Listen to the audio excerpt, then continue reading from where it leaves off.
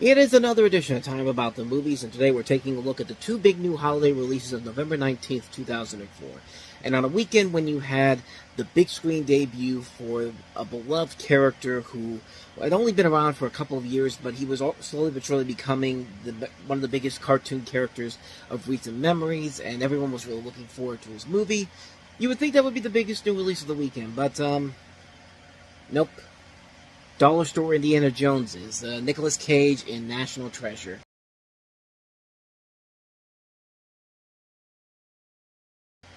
Now, you know good and well that Nicolas Cage and Justin Bertha would have been seen as these Alex Jones conspiracy theorist type of people today, 20 years later. I mean, like, come on. The whole idea, I never liked the whole idea of these movies to begin with, and, you think after 20 years I'd finally get to see what everyone had been talking about. Why was this movie such a success? But, nope. 20 years later, I still don't get why the hell this movie was a success. In the film, you have Nicolas Cage playing Benjamin Franklin Gates, a historian, along with a computer expert and an archivist. I think that's how you pronounce it. Archivist. She's played by Diane Kruger. So, anyway, they're searching for a massive lost Freemason treasure, which includes a map hidden on the back of the United States Declaration of Independence. And Sean Bean is in here, so I think you pretty much tell what's going to probably happen to him in this movie. He doesn't die. I'm surprised. That's how much I hate this movie, man. It's been 20 years since I've seen it, since I saw it before, and I just saw it a couple of months ago, and I've already forgotten about it. That's how much I hate this movie, man. I've never liked the National Treasure movies. I don't get why this was the big hit. I mean, why did people go to see this? I mean, was Nicolas Cage really that profitable? Was the name of John Turteltaub and Jerry Bruckheimer... I mean, Jerry Bruckheimer I can understand because he just did Pirates of the Caribbean, but John Turteltaub? What notable... did he really reach that point where people knew exactly who he was? I mean, he made some great movies. I mean, The Kid, Phenomenon, Cool Runnings... Okay, maybe he was kind of there, but I'm just kind of missing the point there altogether. But Nicolas Cage wasn't really that big of a draw in general, so I still don't get why people made this a hit. It's just, like I said, it's a dollar store Indiana Jones with even crazier logic to make the story make a whole lot of sense. I mean, there could be a fun idea here if you were just going strictly for a fun callback to, like, the classic Disney movies of the 1950s and 60s where, you just don't, question it, you just go along for the ride. If it was going to go down that route, I'd probably go with it, but the logic in this movie is presented as way too serious. It just completely is like, what the hell are you talking about, and why are you trying to convince me that this is fact, not fiction? It's like it's the equivalent of watching watching Fox News in a way, except Fox News is much more obnoxious and completely wrong on what the hell they're talking about compared to this movie, but I digress. But I don't know. Like, to me, I just could never really get into these movies. I don't understand why they were big hits.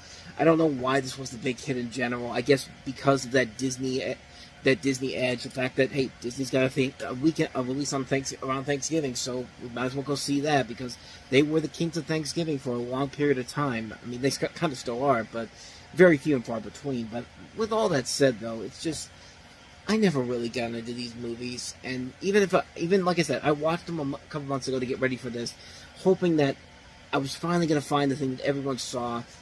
I just didn't see it, man. At least with the Mummy movies, the Brendan Fraser Mummy movies, that's the type of movie that I feel like is trying to do more of the 50s, 60 Disney style, let's just have a good time type of adventure movie, and I think it's done better. I think it's a better knockoff of Indiana Jones than this movie is, because, yeah, nothing about this movie is interesting whatsoever. It's a lame movie. It's a lame series in general, and let's be honest, I'm kind of glad they never made that third movie, especially now, since we're coming up on, 20 years since the last movie, and even that TV series they did wasn't all that great either. Just my personal opinion on it, but the correct answer for what was the best movie released on this weekend is the next movie we have, and that is, of course, the Spongebob Squarepants movie.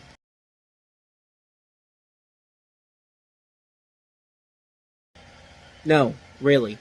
Why was this movie not the big hit of that weekend? Why was National Treasure beating this movie? Just why? I don't get it. I mean, the marketing campaign was huge at the time. I mean, Burger King went all in on a thing. They had like SpongeBob big like SpongeBob floats outside of the Burger King that people literally stole. And Burger King actually offered them a limited, I think it was a year's supply of Whoppers, I think, to give them back. And I don't think anyone ever did. You can probably still find them on eBay, quite honestly. But you know, you saw the commercials all over TV. The marketing campaign was amazing. Any movie that can use clips from Das Boot, U571, The Hunt for Red October, and make it work as well as it does there, like, just one of the great trailers ever. So why the hell did this movie not succeed? I mean, don't get me wrong, it was a success. I mean, it did make a lot of money, but this should have been on the same level of the Rugrats movie. Like, it should have been a film that made over $100 million. It should have been... but it was one of the few 2D animated movies that actually made a profit in 2004, because again, this was around the time when the 2D animated film genre was kind of dying out and CG was taking over. But yeah, it's enough talking about the box office results. What about the movie itself? So, the story here is that SpongeBob is eagerly awaiting to hear the news that he's becoming the new manager of the Krusty Krab 2, built right next door to the original. But Mr. Krabs isn't giving the job, giving it to Squidward, mostly because he feels that SpongeBob isn't more of a kid than a manager. Things take a turn when Plankton unveils his latest plan to steal the Krabby Patty formula by framing Krabs as stealing the crown of King Neptune and taking it to the Forbidden Shell City to save the day. SpongeBob and Patrick take a road trip to get the crown back and stop Plankton from taking over the world, of course. And like I said before, I was the ultimate SpongeBob fan back in the day, and I was really excited when this movie came out. And this was, like I said, this was around the time when I saw this. I went to go see movies on my own. And I saw this movie 6 times in the 6 times in the theater. 5 times actually. 6 times was the Simpsons movie, but we'll get to that one later on. But I mean, I was really excited for this, and it's a great movie, man. Like, it's a movie that has held up well over time. The animation is really good. They really did put the time and effort to give this movie a bigger theatrical feel to it, unlike some of the other movies that we talked about from Nickelodeon that were basically just things that were taken originally from television and then blown up for the big screen when clearly they weren't meant to be that way. I think the jokes and the comedy are very good. The voice work is great. You got Jeffrey Tambor as King Neptune, Scarlett Johansson as his daughter, Mindy, Alec Baldwin, who plays the hitman trying to kill SpongeBob, is really cool. David Hasselhoff having the time of his life with this. I mean, I like how they managed to put them in there in terms of story and comedy. The comedy is such incredible fun stuff. Quick one-liners all over the place. It's just a great movie, man. The story is really good, too. It's not just from the level of a great feature-length tale, but also it does manage to teach you good, hard lessons about life. Like, it's the main conflict in the movie is that SpongeBob, you know, he's the hardest working person there, but he doesn't get the job as a manager because he still acts like a child, even though he's clearly an adult.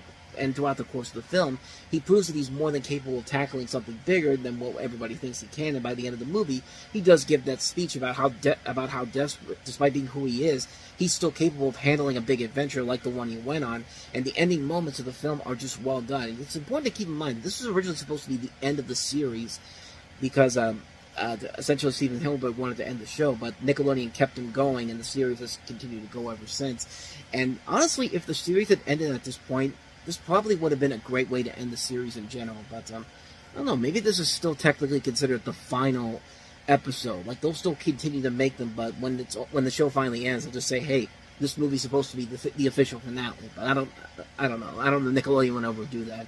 Kind of like with The Simpsons. Like, The Simpsons will probably never really get canceled, but as long as it's still entertaining, I'll still watch it. It's like that with The Simpsons, too. I think The Simpsons is still very entertaining after all these years. SpongeBob can still be very entertaining after all these years, too. And, yeah, I'm still a SpongeBob fan, and I was definitely looking forward to this back then. I still think it holds up very well. It has actually held up better over time when you really look at it. It's still a great movie. It intends to do that job, and it does it very well, and has led to mostly pretty good movies. Mostly, except for the spin-off film that just came out recently, Saving Bikini Bottom. But if you want to learn more about that, I actually just did a review for it on talking about the movies, which you can go ahead and take a look at the corner right there. And yeah, so yeah, avoid that movie up there. But the SpongeBob SquarePants movie is a great film. And so with that said, we'll wrap up another edition of Time About the Movies, and the next time we meet, we'll take a look at the actual Thanksgiving weekend of 2004 with Tim Allen and Jamie Lee Curtis in the holiday comedy Christmas with the Cranks, which It's still very much debatable whether or not Surviving Christmas or Christmas with the Cranks is the worst Christmas film released in 2004. Some people say it's this one, some people say Surviving Christmas. What do I think? It's a very tough call, but we'll get to that one. And also, we'll have Oliver Stone with Alexander, which was kind of the movie that began his inevitable downfall. But we'll take a look at both of those movies on the next episode. But until then, thank you so much for watching. And if you want to see more videos like this, please hit the place on the next page, check out the previous episode. And also, don't forget to hit the like and subscribe button if you want to see more videos like this on this channel. So, with that said, I am off. I will see you guys next time. And until then, as always, take care.